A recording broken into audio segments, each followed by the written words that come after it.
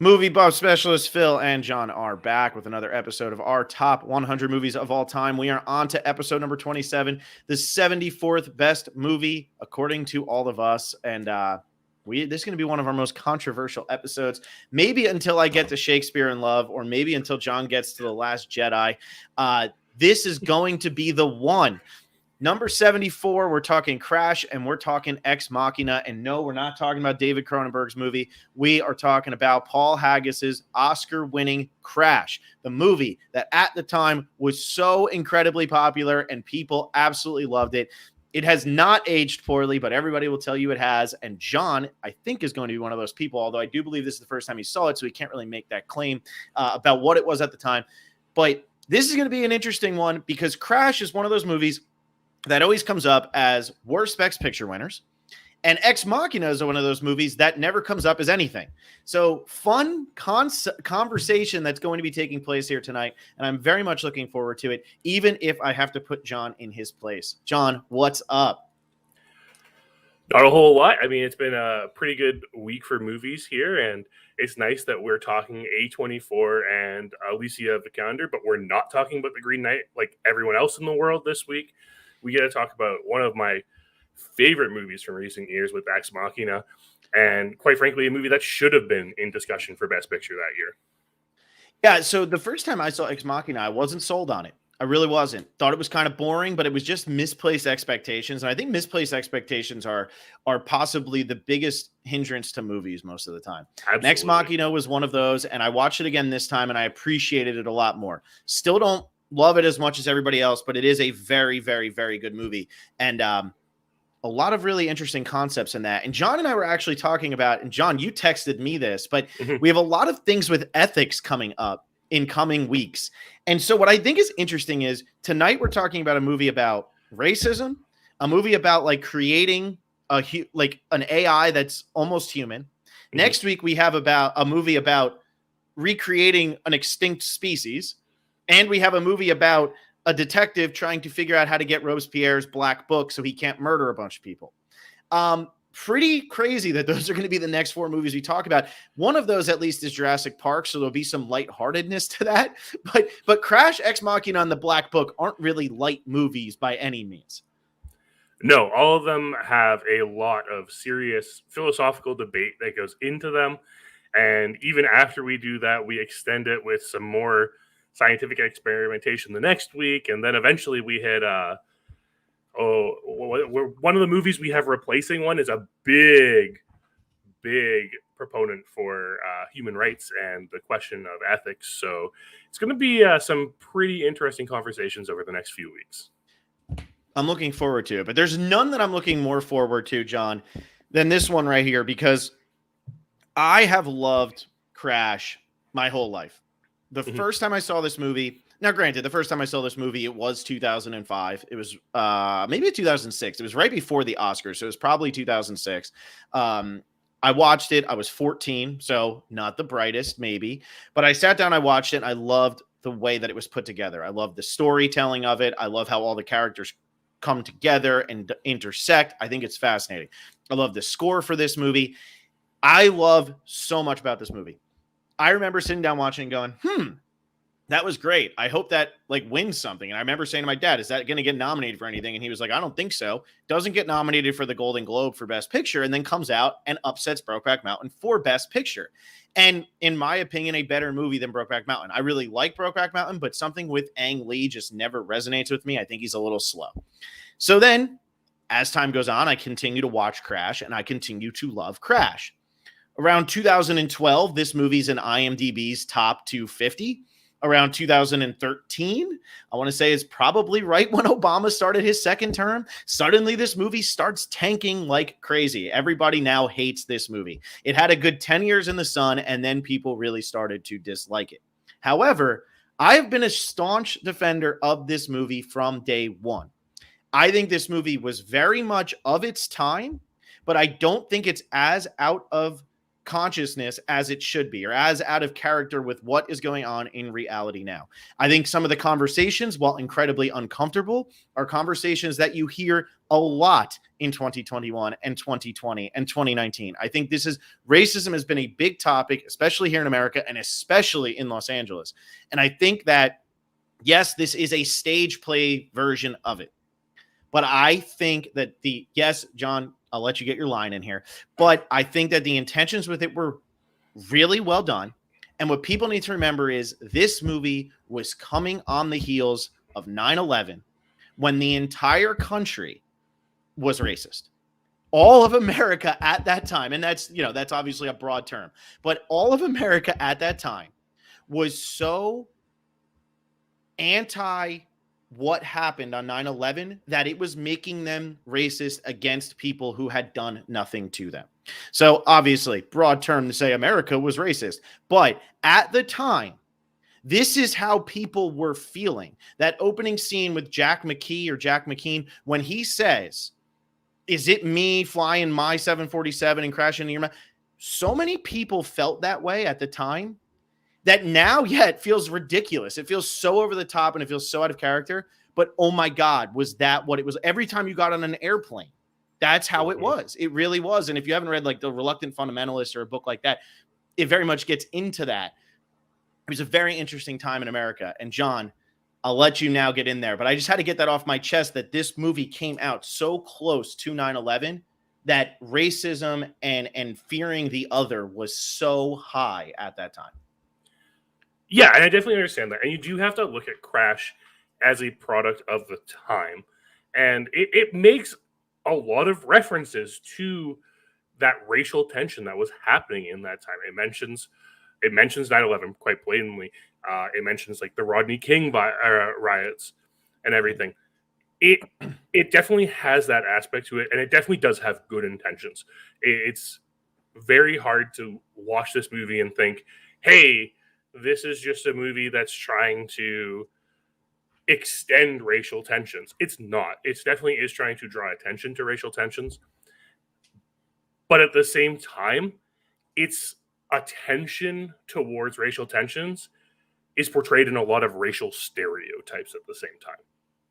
Yeah, and I get that. I get what you're saying with that. But I think that's also why, like, having Ludacris come out and play the role of one of the biggest racial stereotypes in the movie, and then Tate Lorenz, who is phenomenal in this movie. I think he's just such a great actor, and he really never went on to do much. Out of everybody in this cast, he did the least, and I actually think he was maybe one of the best parts of this movie, if not the best part of this movie.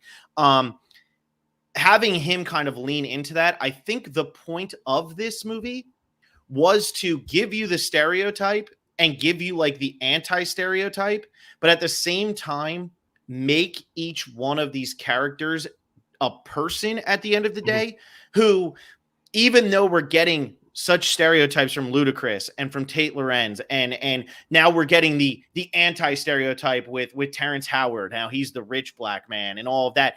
And you're getting all of that, but at the end of the day, I think this movie does a good job of giving you the human elements that are driving these people and why they feel that they either need to deal in the stereotype or not deal in the stereotype. And I think that's where this movie does excel. Even though some of the dialogue you might be like, oh my God, what are they saying? It is a movie about race.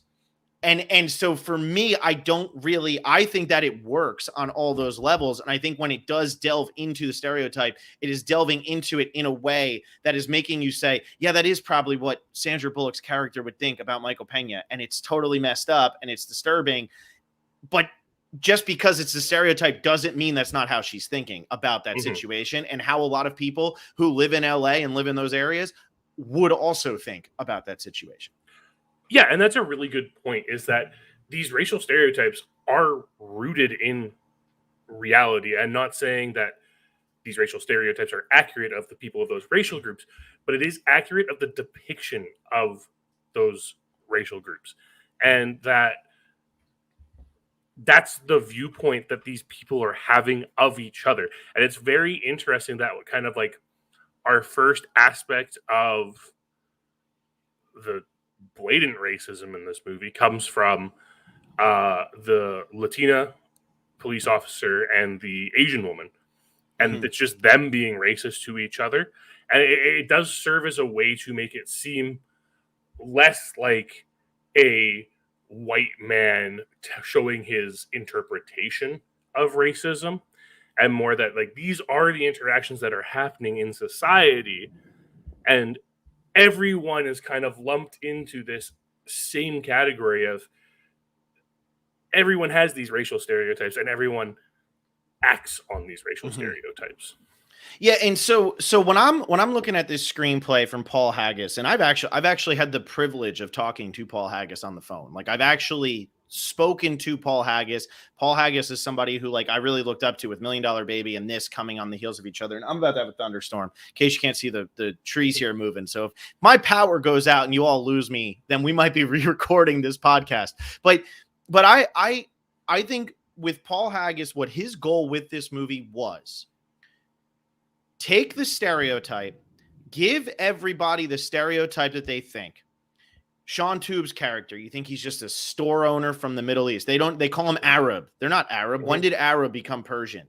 And all of these things. It's the same thing as now we're gonna get on the Chinese and all of that, but it's like it's Asian. So why do we have to say Chinese and why do we have to do all of that? So I just think like when you look at this movie, I think what he's doing is he's setting up every single stereotype you have. Ludacris playing a rapper who is also like a car thief, whatever kind of guy in this movie is purposely done because Ludacris had that reputation at this time, not of being a car thief, but of like, he was that rapper and whatever his personality was, that's how people associated it with him. And then you have clean cut Ryan Felipe, who's so nice and so whatever. And I think giving you these stereotypes and giving you, not for nothing, the stereotypical white cop pulling over a stereotypical successful black couple. I mean, it's all stereotypes. But then what he does is the next time you see these characters, the next time you meet these characters, they're doing something against that stereotype. And they're and that's how he's developing these characters. He's saying throughout this entire movie is every one of these people isn't who you actually think they are. These people do have complications and difficulties in their lives that are so much deeper than what the stereotypes are. And that's why I don't think that the way he wrote it and the way that he portrayed these characters is in a racist form. And it actually is in a very purposeful format.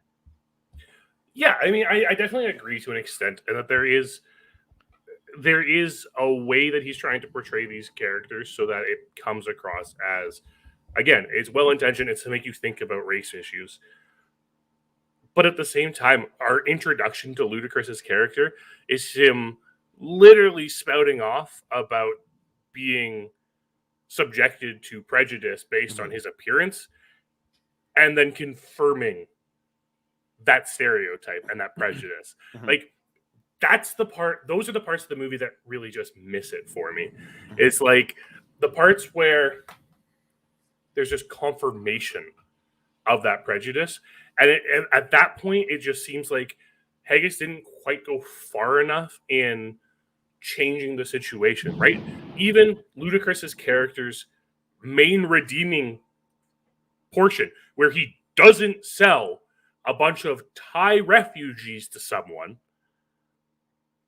is based off this idea that he still stole the truck with all of these people in it. And if that's the case, like, how well are we then portraying this rejection of racial stereotypes if we're using the racial stereotypes to progress the plot of the film? So what I think at the beginning, what he's showing is this, how this is all cyclical.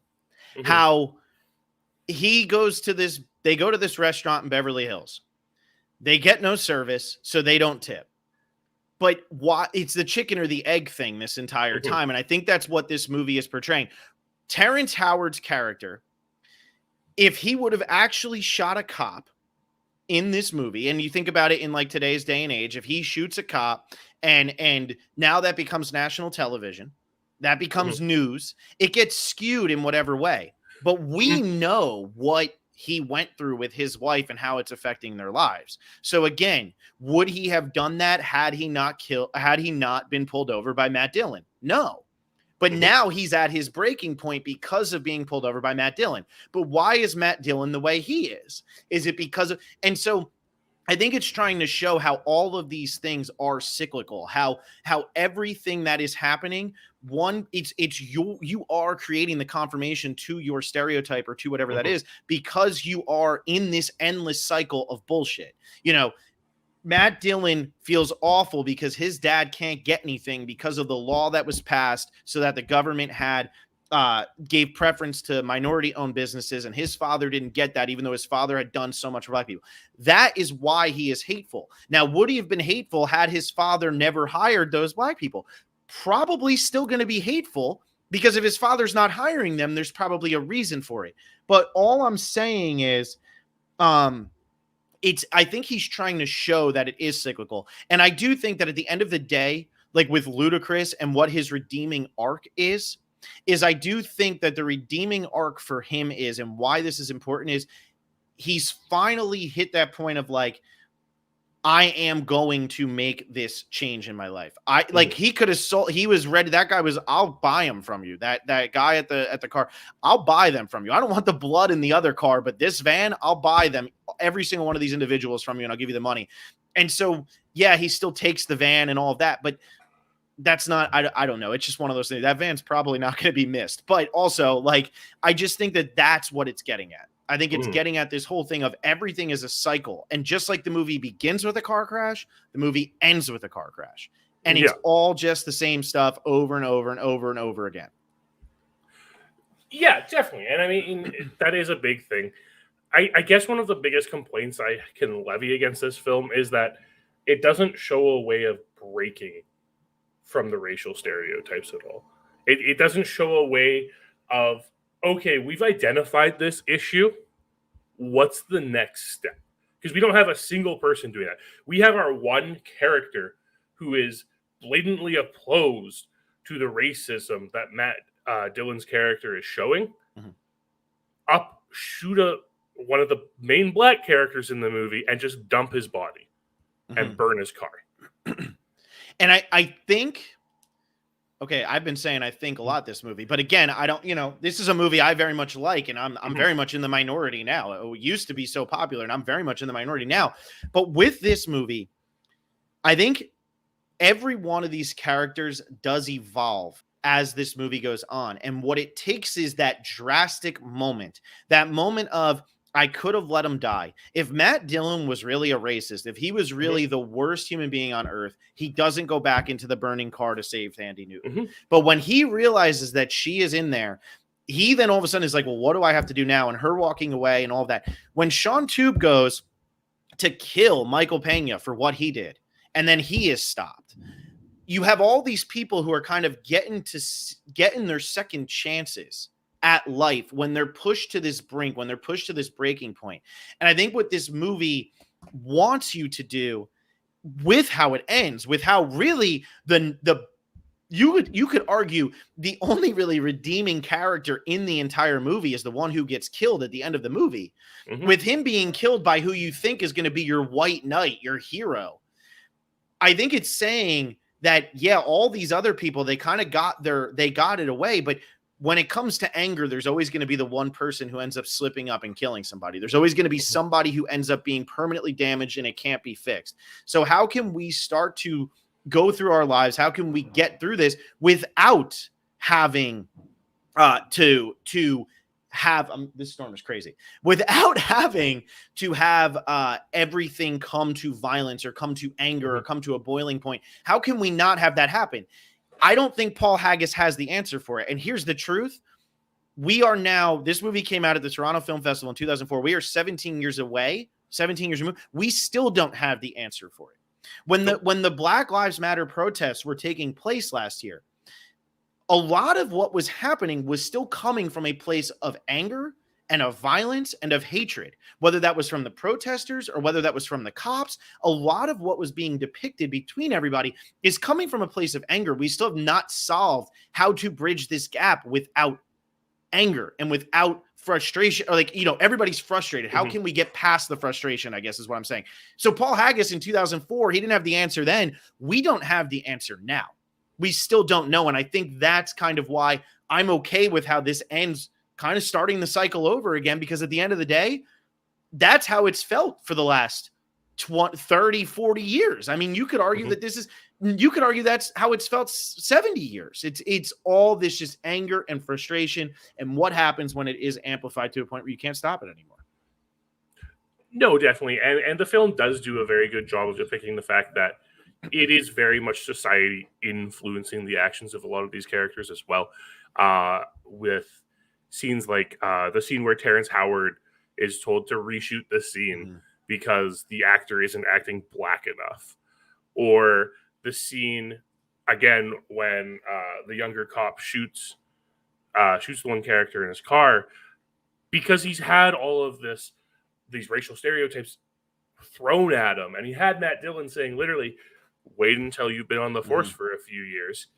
And we see that racial prejudice coming out in that car scene where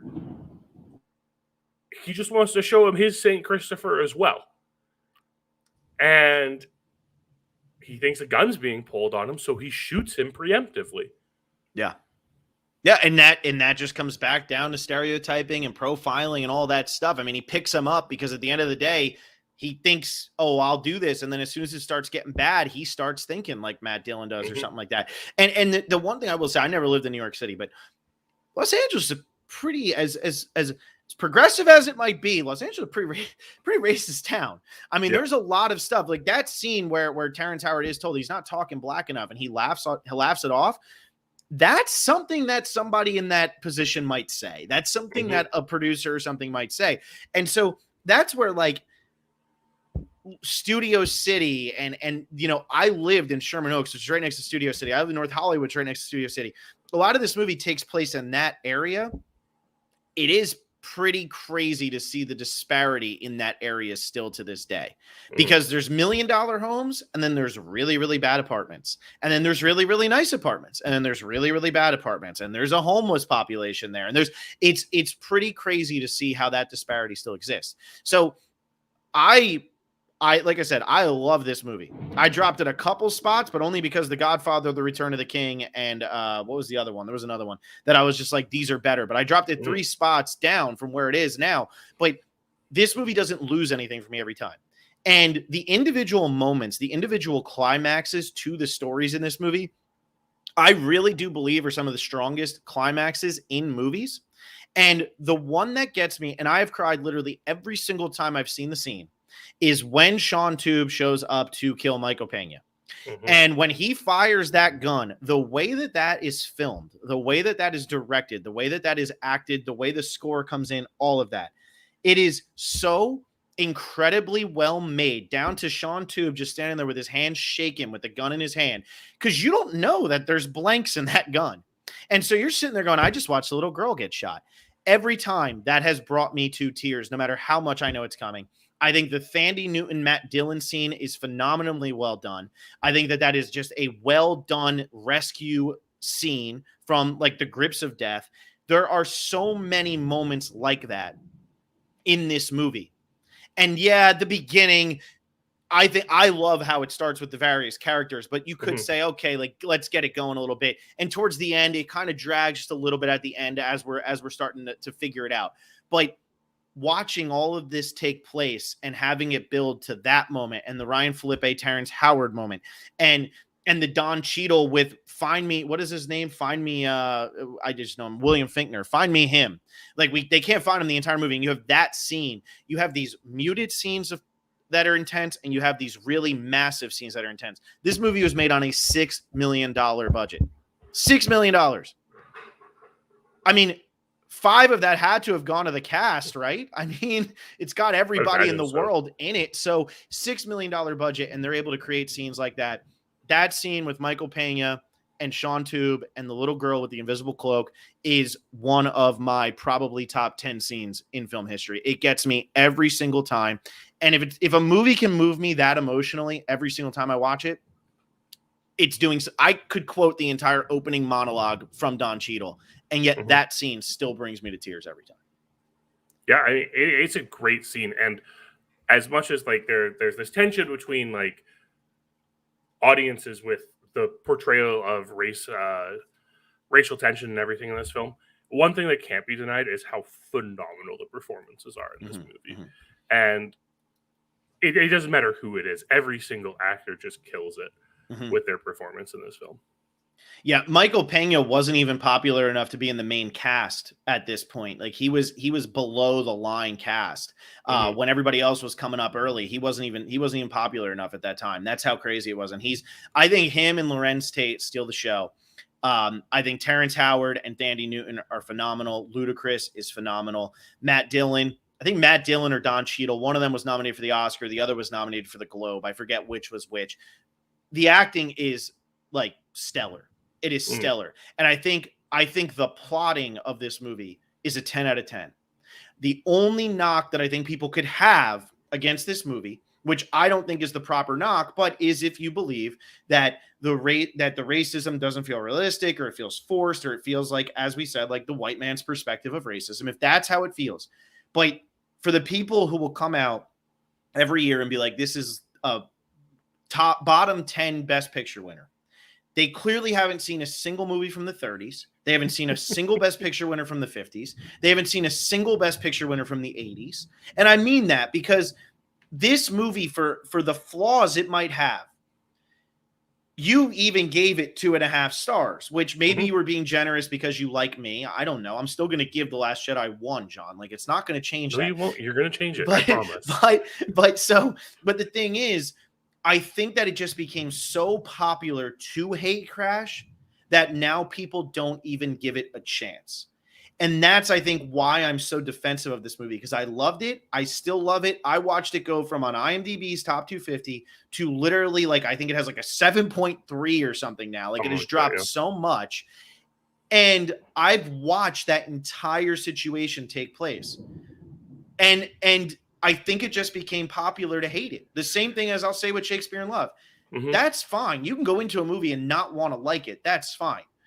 But I always believe if you're going to go into a movie and you're going to sit down and you're going to spend your time watching it and you're not going to give it a chance, it sounds like a waste of time to me. No, definitely. And even with me going in for my first viewing of this film, knowing about the controversies of it, I very much went into this film thinking I have to be in a 2004 mindset. It's the same as when we watch Survivor Amazon, right? You have to be in the mindset of the time. And it makes sense. And do I think this movie is deserving of Best Picture? It's still a really good movie. Like you said, I still gave it 2.5 stars, and that was with reservation. It was probably closer to a 3 than to a 2, for sure. But, I mean, I just had that little bit of issue with the way that things were portrayed. And that's fine. 2006 was a very weird year for Oscars because they were kind of given this approach of, do you give the best picture to this movie about racism or this best picture about homosexual relationship?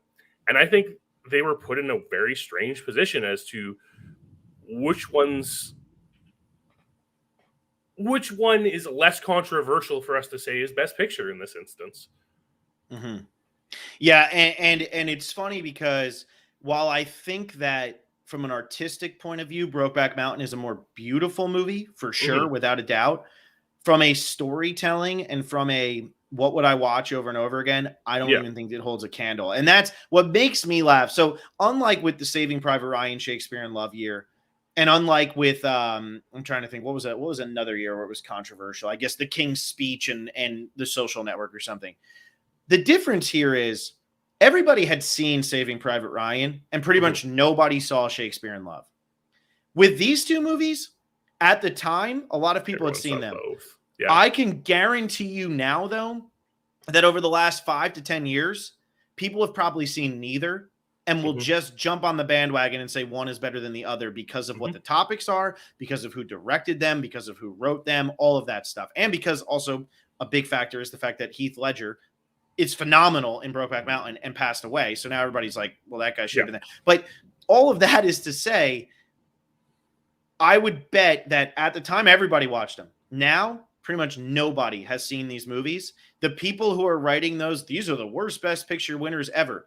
They probably haven't seen them. You know how I know that? Because I used to work for a betting website where they would say, write something about whatever. And I hadn't either watched the game, I hadn't watched this, I hadn't done that. And I still wrote it. And you still believe that I was there for every second of it.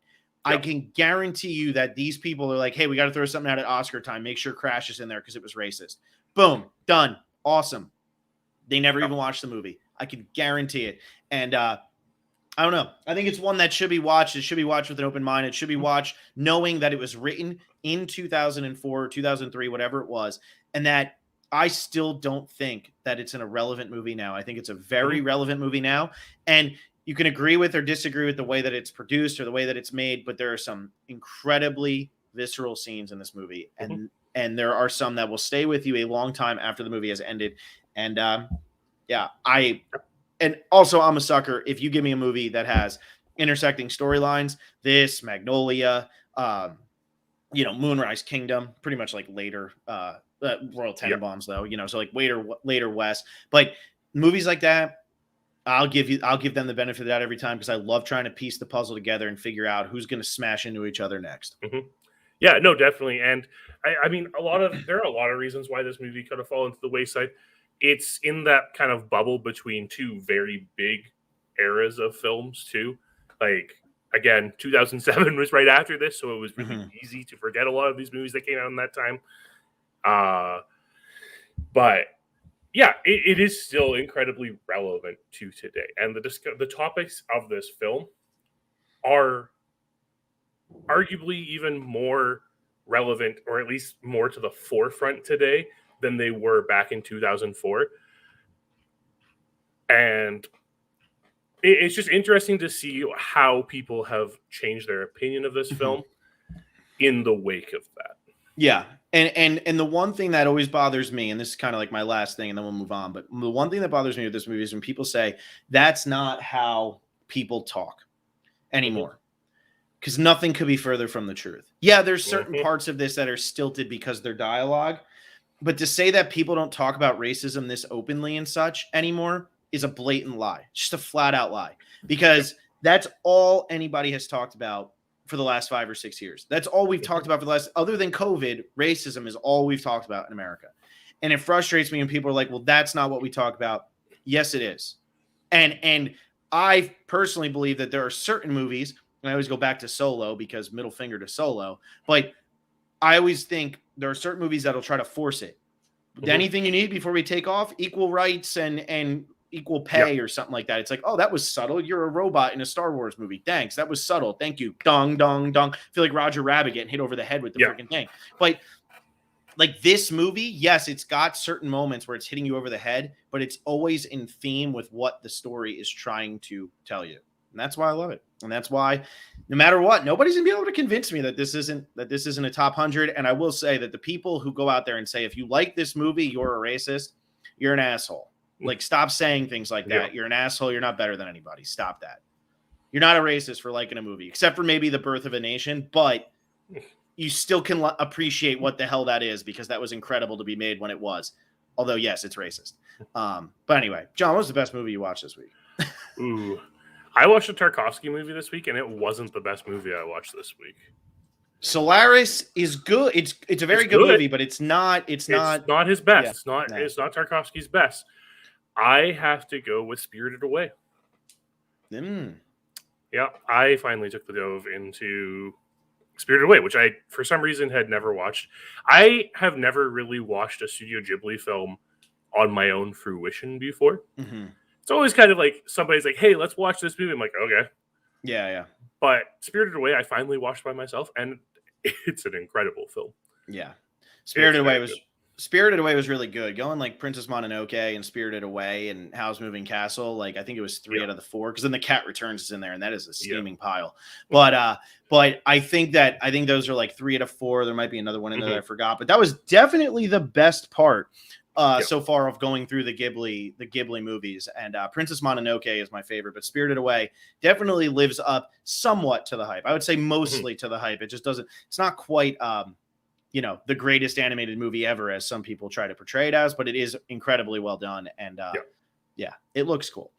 For me, I didn't watch a super duper amount this week, but my 20th Century I watched last night. It's a movie from 1989 that you'd have no idea was from 1989. You would kind of just think it was from any time. Um, and it's like a Hungarian movie that it just is so weird. One woman plays herself, her twin sister, and her mother. And it came out in 89, and I don't know how I hadn't heard of it, but it takes place. She's born in these two twin girls are born in 1880, right as Edison invents the light bulb. And it's about like them just kind of going through. One becomes an anarchist, and the other becomes like really, really wealthy. And it's just kind of about them going through, but it's done very dreamlike and very weird. It's bizarre. It's very bizarre, but it's very fun to watch. It's a very interesting watch. And you really, there's going to be parts where you're like, is this made in 1960? Was this made in 1930? Mm-hmm. Was this made in 2020 and just really stylized?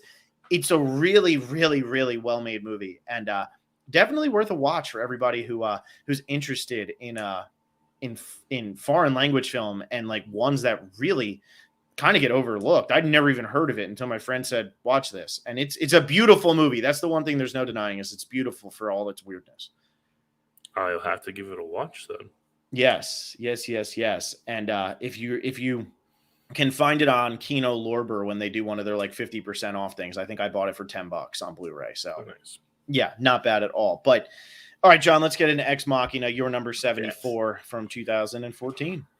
Yeah, I mean, we've already talked about Alex Garland's sophomore film earlier in the podcast with Annihilation, but to me, Ex Machina is just far and away his better performance right now, and it's so incredible what it does with such a small cast of essentially only 3 actors. Yes, there's a fourth, but they don't say anything the entire movie.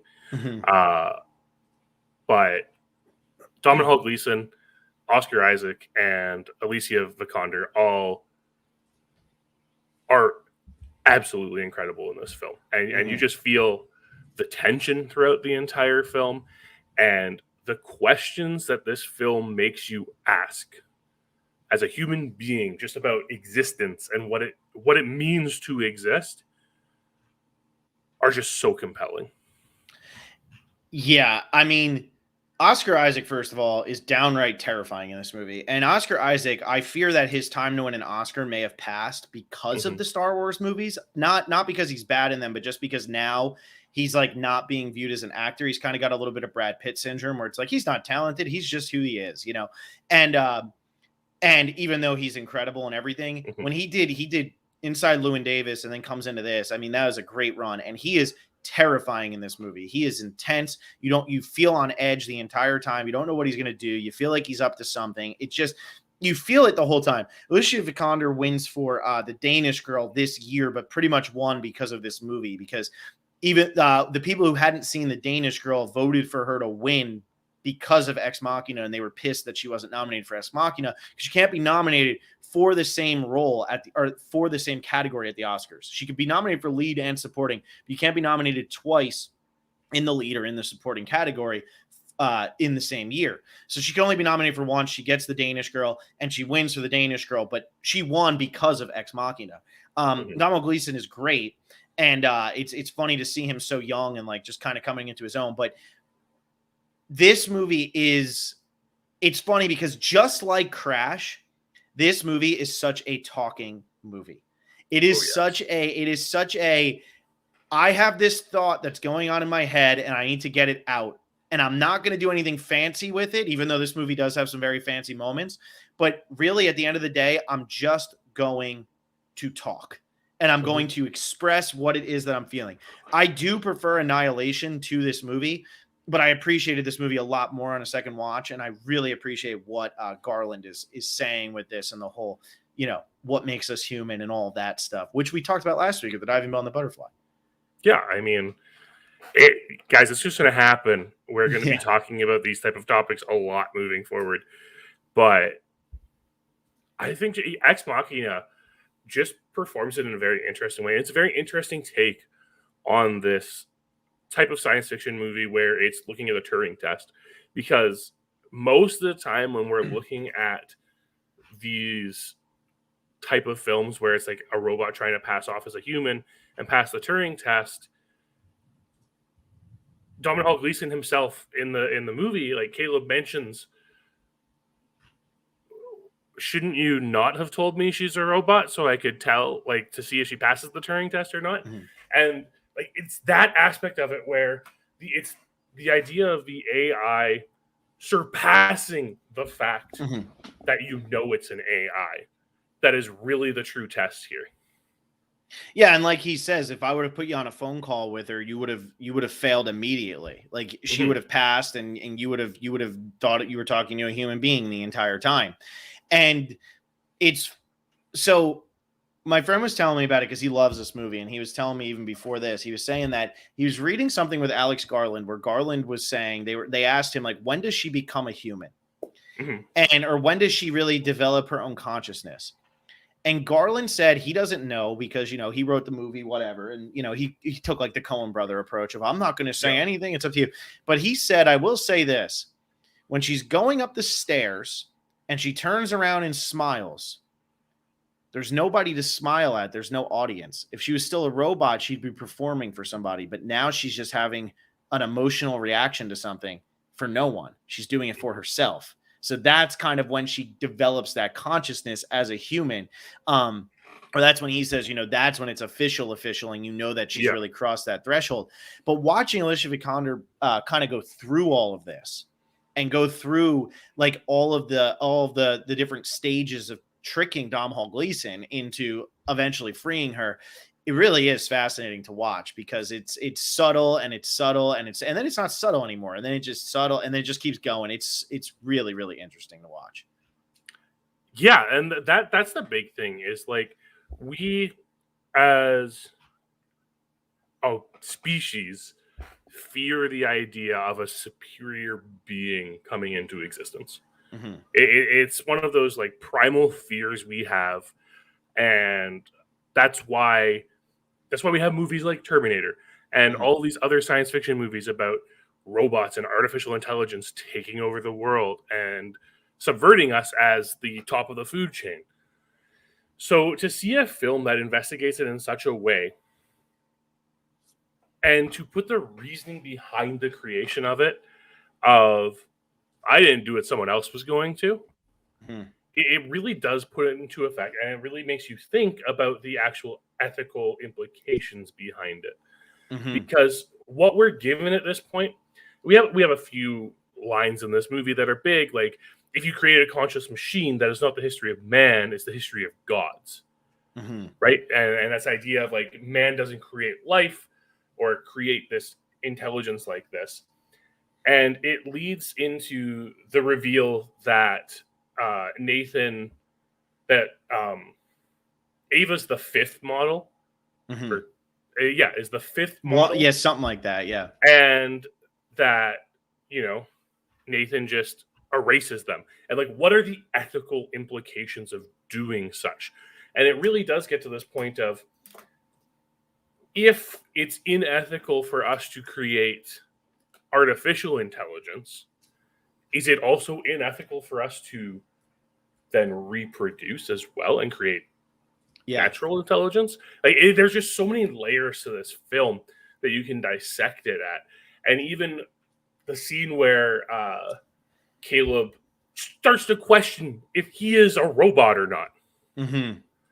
Like, these are the scenes in this movie that are performed so well and just make you think about what it means to be human. Yeah, and that scene where he's thinking, "Oh man, maybe I'm a robot," is such a cool scene because, like, you would start to have those doubts of, well, am I actually the Turing test? Like, am I actually the one that he's testing to see if I think I'm human, that now I'm human and all of that? And it's very interesting once you start diving into kind of that rabbit hole. Like when we talked about 12 Monkeys, like with that rabbit hole of, okay, so this is happening because this is happening because this is happening. Like, why is he thinking exactly the way that he's thinking? And I love that scene, and I love how he's the one who actually outsmarts Oscar Isaac. So Oscar Isaac ends up being putting himself in danger, really, because he takes for granted humanity. He thinks, oh, well, I can outsmart the AI, but then he forgets that, like, humans do have that, they can go above and beyond. And what's so interesting is, while the human outsmarts him, it's still the robot who outsmarts both of them. It's still the artificial intelligence who outsmarts both of them. So there's so many layers to how this is going on. And it, like you said, there's four actors, but one doesn't talk, and it all takes place just in this compound. There's not and there's no crazy fancy sciencey talk, it's not like that. It's just it's pretty much a drama that builds into a really big sci-fi movie. Yeah, absolutely. And in the end, it is about the connection between people, and it's the manipulation Ava is using to escape the compound. And we see it again in that flashback where we see Nathan disposing of all the other units beforehand, and it's because they're trying to escape, and it's because they want out. And what he was really doing with Ava, as he said, Ava's is a rat in a maze. And the entire purpose of creating her wasn't to create an AI that was conscious and thinking. He already knew he had accomplished that he had created an AI to beat the Turing test. The question was, could the AI learn and master communication and self-thought enough to escape this impenetrable compound? Yeah. And how does she do it? She does it by poking at the humanity, because at the end of the day, she leaves Domhnall Gleeson to die. She leaves him to die, which he would have never done. And his whole goal was to get her out so she could escape. But now she's leaving without an ounce of humanity, aside from her thoughts and the way she appears. But she doesn't have the human element. She doesn't have the human emotion of feeling guilt or of feeling empathy or anything like that. It's very much just, I'm going to use you so I can escape and I'm going to get out of here. And then she does. And so, like, that layer of it, that whole thing of, okay, yes, she figured out how to escape and she was able to use him and all of that. And that's really what the goal for Oscar Isaac was, can you convince this guy? She went above and beyond that to a point where now she's going to go do that, presumably in the country, somewhere in New York or something, or San Francisco, wherever it was that the office was located, the real office at the beginning of the movie. She's just going to go and wreak havoc now. Well, and it's, you bring up a good point with like this lack of empathy or guilt.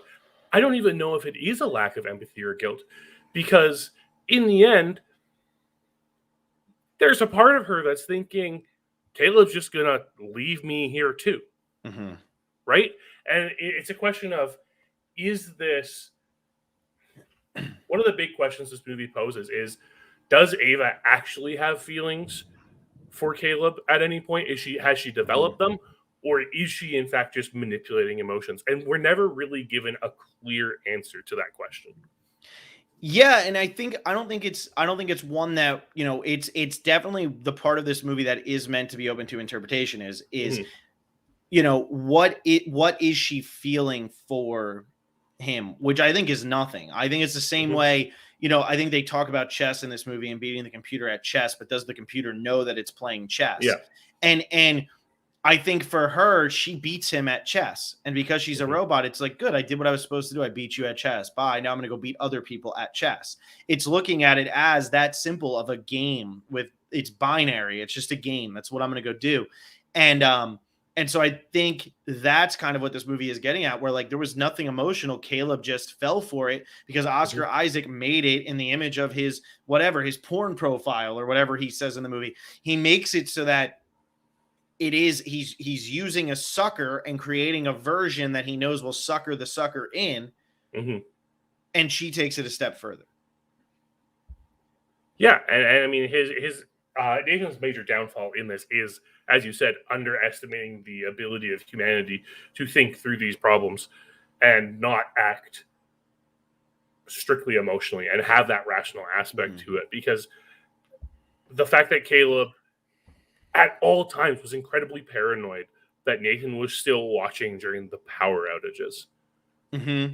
Despite the fact that like shouldn't be a thing, but he's so paranoid about it that he prepared for it. And that is the crux of his plan, is that preparation. It's really intelligent. It's an incredibly intelligent film. Yeah, and I think that's why Alex Garland, like, he has a way of making things very beautiful and keeping them intelligent and still keeping them weird enough that sci-fi fans aren't going to be like, oh, this is too basic or this is too Hmm. simplistic or anything like that. Still giving you enough of like a real look into humanity and what makes us human and all of that and what gets sci-fi fans going, you know? Because that's like, I was just looking on Letterboxd right now because I wanted to see, I'd never looked, but I wanted to see what Interstellar had on Letterboxd Hmm. compared to what it has elsewhere.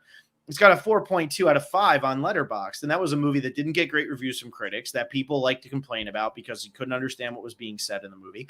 But it asks the questions that sci-fi fans want asked, which is what are we? Is there something else out there? What can we become? All of that.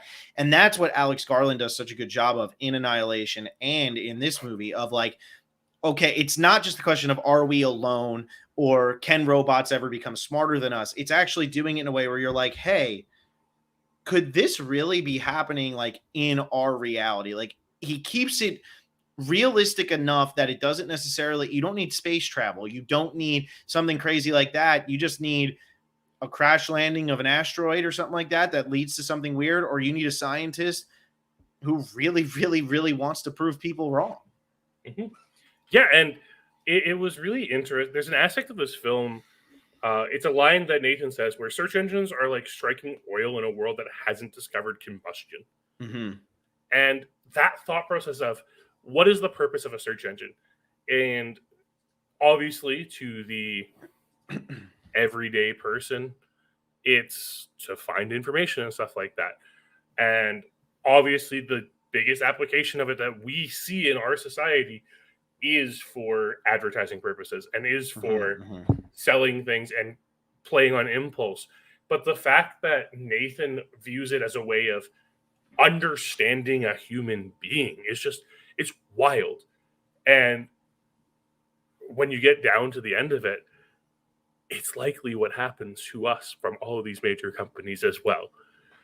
Yeah, and I think especially in 2014 when this was coming out, this was around the time when everybody now had an iPhone. Up Mhm. until that point, you were still kind of looking at, you had your slides and your Blackberries and things like that. But this was around the time when everybody who was anybody, younger people, really all had iPhones. I would say it was probably around 2013, 2014. Mhm. And now everybody has the internet in the palm of their hand. You know, this wasn't 2007 where, yeah, you get internet and you could barely check the weather on the crappy little thing that was on your phone that was this big. Like, you know, everybody had it. And how much were people really thinking about all of this stuff going on? Well, people were starting to ask the question. You know, it was the same thing as, you know, my parents would be like, well, don't put your social security number in for that. And I'm like, but like literally I have no choice. Like this is like for a job. Like I need to put my Mhm. social, you know, but like it's always those fears of like what's going to happen, what is going, you know, like who's looking at this information, who's stealing it. And I love in this movie how Oscar Isaac's character is very much just like, yeah, I stole all that. We steal all that stuff all the time. And the thing is like what does he say? The government knows he's doing it, or somebody knows they're doing it.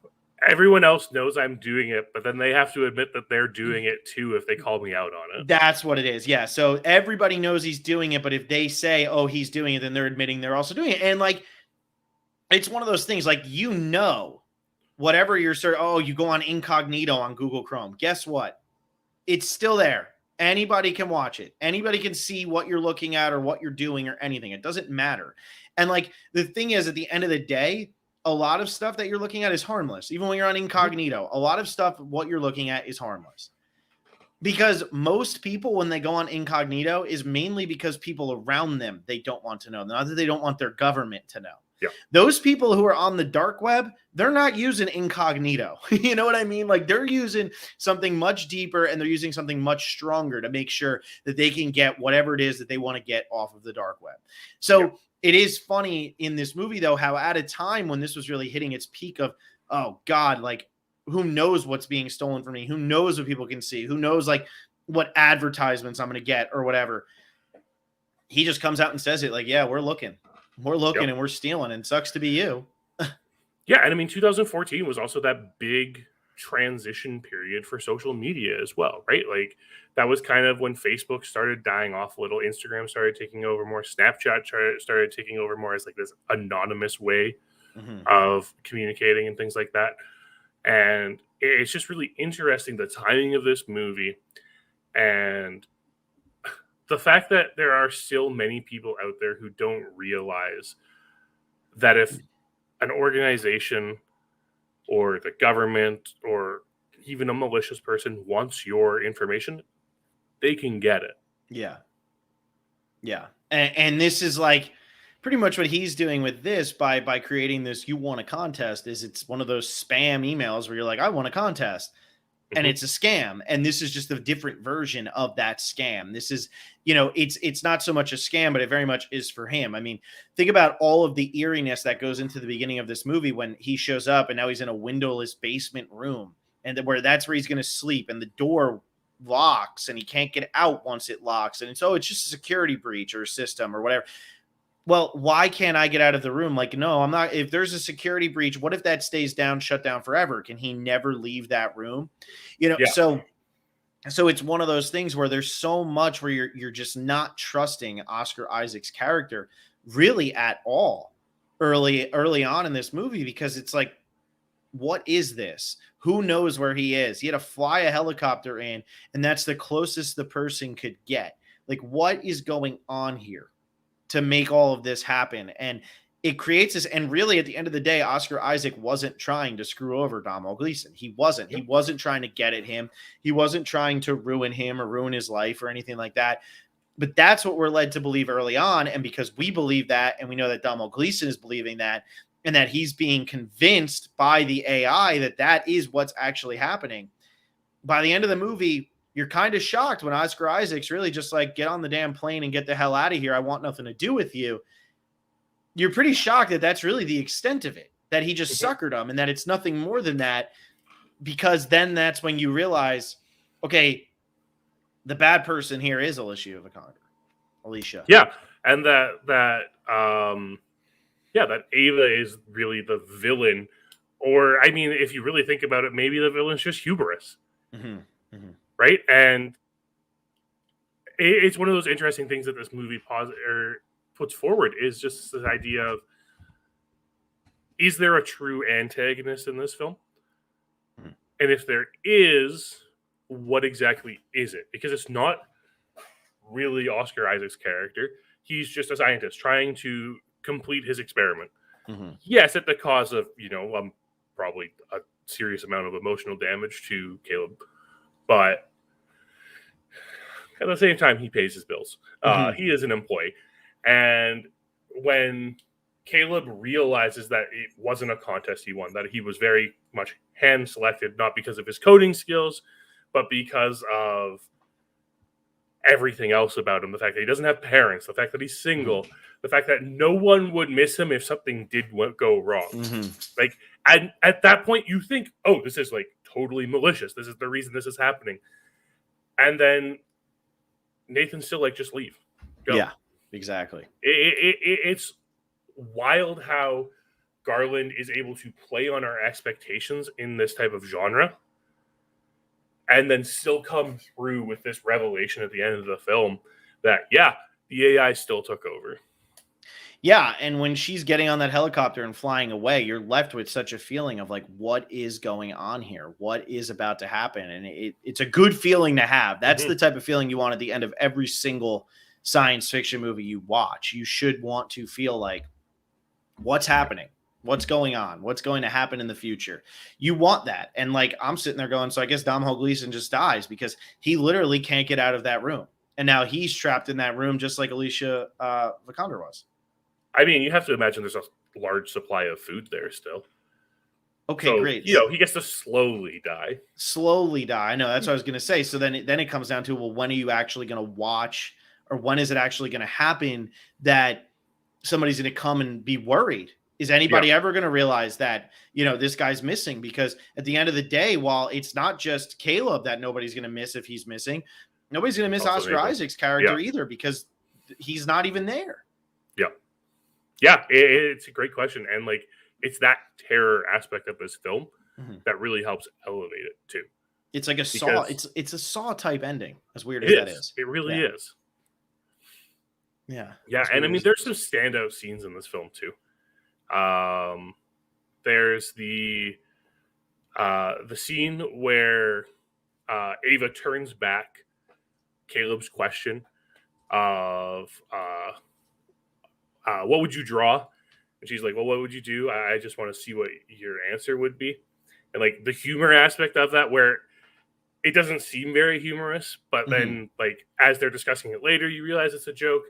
There's the Jackson Pollock scene is a phenomenal, absolutely incredible. Just that idea of controlled random and like controlling the random so that, because if you just let the random happen, nothing would ever happen.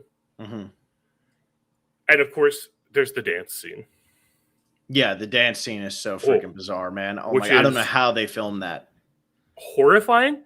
Maybe one of the most horrifying scenes in the entire film, because it just feels so, it's so tense. Yeah, it is. Despite the fact that it's like completely this harmless scene. It just feels like, oh my God, something bad's going to happen.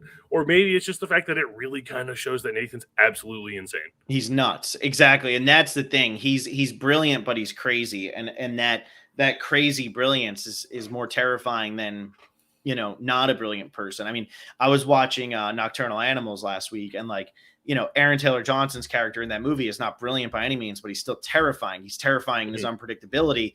But you also kind of seen this kind of villain before. With Oscar Isaac, you're like, well, what is he up to? And that's what's more terrifying about him throughout this movie, because when he is doing that dance scene, when he's getting drunk all the time, and when he's, you know, when he is kind of setting up Caleb for these moments, what is it that he is planning? And even if he's not planning anything, you feel like he is, because you know how brilliant he is. You know he's not just sitting there watching. Yeah. It's the unknown in a science fiction movie like this, which yes is essentially a drama, but it's really a thriller. It's the unknown that drives the feelings in this movie, and that's why at the end of the film you're sort of like you're thinking about it. You're questioning what's going on in this film, and that's what elevates it. Yeah. And yeah, you feel like you're an active participant in the movie. You don't feel like you're just watching a movie. You feel like you're actually partaking in what is taking place on screen, which is important for these types of movies, because you should, you know, a science fiction movie that is meant to be like a cerebral science fiction movie, and not just like a, hey, we're going to blow stuff up kind of science fiction movie. You should be leaving your audience going, well, do you trust me? Do you trust this person? Do you trust what you're actually seeing? That's how it should feel. You know, those are the questions that should be being asked. And this movie does a really good job of that. And it makes you an active participant in which one of these three people is actually the most dangerous, which one is the most harmless, which one is the one that's got no plan. And at the end of the day, all three of them have an agenda. Every one of them has an agenda, and it's all really well-developed agendas. Yeah, it's a really well-done film, and it really did show the promise that Alex Garland has to being one of the better science fiction directors moving forward. He showed it again with Annihilation, and hopefully his next film, again, just kind of nails that idea home. Yeah, hopefully he's got a next film coming out fast, because, you know, I feel like it's been a little bit. You know, so... what else you got about Ex Machina, or should I wrap us? No, let's wrap it up. All right, cool. So that was our number 74. Next week, we're moving on to our number 73, which for John is Jurassic Park. For me is The Silence of the Lambs. But John's got The Silence of the Lambs higher up on his list. So we're going to be talking instead about Reign of Terror, or The Black Book from 1949. It kind of goes as both of them. So just make sure you're watching the 1949 one. It's about Robespierre. So make sure you're watching that. But it's a film noir that's just set during those times. So Reign of Terror or The Black Book, you'll find it as either one. And Jurassic Park, those are the two movies for next week. Hope you guys are enjoying this. We're just rolling right along. That'll be episode number 28. We are almost 30 in, so that's pretty good. And yeah, that's it. It'll be fun when we're doing this while Survivor's also on the air. So anybody who's a Survivor fan, we're in the last full month of not having that on the air, and that just makes me happy. But this was born out of Survivor not being on, and look how much fun we're having. So anyway, that's it, everybody. Thank you all for listening. We'll see you next week with another